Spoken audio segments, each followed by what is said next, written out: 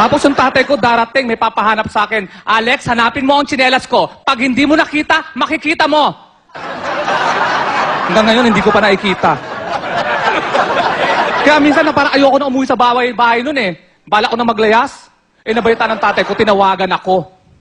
Alex, bakit hindi ka umuwi dito? Pag hindi ka umuwi dito, papalayasin kita. Naku, di umuwi ako. Umuwi ako.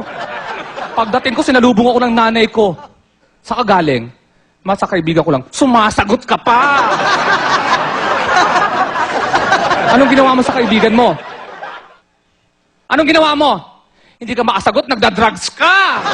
Siyempre po, matpas na po ako, masakit na po eh!